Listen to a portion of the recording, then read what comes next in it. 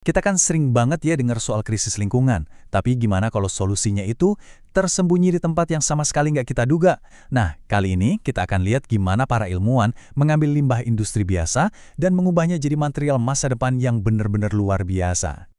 Oke, kita mulai dari satu angka yang, jujur aja, susah dibayangin. 9 juta ton. Segitu tuh beratnya plastik yang nyemplung ke laut kita. Dan itu cuma dalam 1 tahun loh, di tahun 2010.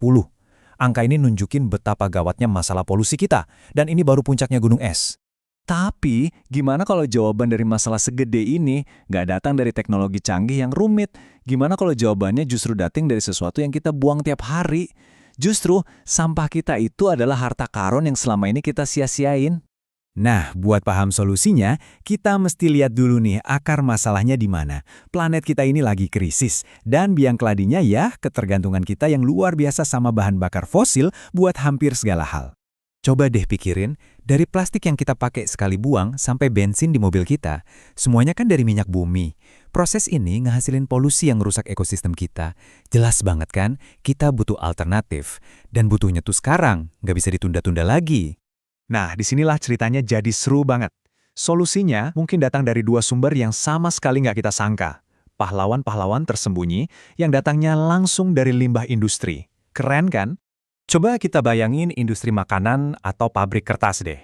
Setiap hari, mereka ngehasilin limbah organik bertonton. Banyak banget. Biasanya, ini jadi masalah. Tapi, para ilmuwan mulai ngelihat ini dari sudut pandang yang beda banget. Bukan lagi sampah, tapi bahan baku gratis yang melimpah. Oke, kenalan yuk sama dua pahlawan kita ini. Yang pertama, ada pati. Ini tuh polimer gula sederhana yang, ya kita tahulah dari makanan. Banyak banget ditemuin di air limbah pabrik kentang goreng misalnya. Terus yang kedua ada lignin. Nah, ini jauh lebih kompleks, lebih kuat. Ini tuh bagian keras dari tanaman, sisa-sisa dari industri kertas sama biofuel.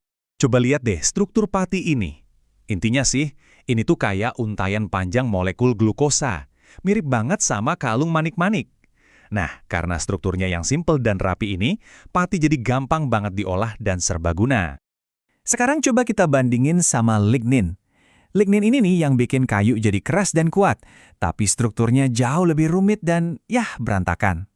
Dan karena rumit inilah, selama ini lignin seringnya cuma dibakar aja buat jadi bahan bakar. Sayang banget kan? Dan kita ngomongin jumlah yang nggak main-main loh. Setiap tahun ada sekitar 100 juta ton lignin yang dihasilin industri. 100 juta ton. Coba bayangin kalau semua limbah sebanyak itu bisa kita ubah jadi sesuatu yang berharga, bukan cuma dibakar gitu aja. Terus, gimana caranya kita membuka potensi ini? Jawabannya ada di ilmu kimia yang cerdas. Sebuah proses yang bisa mengubah molekul-molekul ini jadi sesuatu yang benar-benar baru dan berguna. Nama prosesnya itu valorisasi katalitik. Gampangnya gini deh, bayangin pati sama lignin itu kayak berangkas terkunci yang isinya bahan kimia super berharga. Nah, valorisasi katalitik ini pakai semacam kunci molekuler khusus, namanya katalis, buat ngebuka berangkas itu dan ngeluarin isinya. Oke, tapi mungkin ada yang nanya, gimana caranya satu bahan dasar, misalnya pati, bisa jadi macam-macam produk, dari aditif bensin sampai pemurni air? Jawabannya simpel, tergantung kunci mana yang kita pakai. Semuanya itu tergantung sama katalis, si kunci molekular tadi. Kalau kita pakai kunci A, pati bisa berubah jadi asam levulinat. Tapi kalau kita pakai kunci B, hasilnya jadi asam laktat. Jadi kita bisa ngontrol hasilnya dengan presisi banget di level molekul. Nah, setelah berangkas ini kebuka, kita bisa bikin apa aja sih emangnya? Ini dia nih bagian yang paling keren. Cuma dari limbah pati aja nih, daftarnya panjang dan keren banget. Kita bisa bikin bahan kimia platform yang jadi bahan dasar buat produk lain, terus bisa juga jadi aditif buat tingkatin kualitas biofuel, bahkan pati yang dimodif buat bikin kertas dan kain jadi lebih kuat. Dan yang paling canggih, karbon quantum dots buat ngejernihin air. Terus gimana nasibnya si lignin yang rumit tadi? Ternyata pakai kunci yang pas, kita bisa pecah lignin jadi molekul-molekul aromatik yang mahal harganya. Contohnya, vanilin. Yep, molekul yang ngasih rasa dan aroma vanila. Bener banget, perasa vanila bisa dibikin dari limbah pabrik kertas. Gila kan? Oke, kita bahas dikit lagi soal karbon quantum dots ini. Soalnya ini benar-benar canggih. Ini tuh partikel super kecil, partikel nano, yang dibikin dari pati. Nah, kalau kena sinar matahari, partikel ini jadi aktif banget dan bisa ngehancurin polutan berbahaya di air limbah. Ini kayak teknologi pemurnian air tenaga surya yang bahannya dari limbah makanan. Keren banget. Jadi, apa artinya semua ini kalau kita lihat gambaran besarnya? Semua penemuan keren ini sebenarnya ngerucut ke satu ide besar, cara pikir yang sama sekali baru tentang gimana kita bikin dan pakai barang. Ini bukan lagi soal ambil pakai buang, tapi tentang menciptakan sebuah siklus yang muter terus, yang berkelanjutan. Nah, inilah jantungnya ekonomi sirkular. Para peneliti yang ngerjain studi ini nyimpulinnya dengan pas banget kata mereka.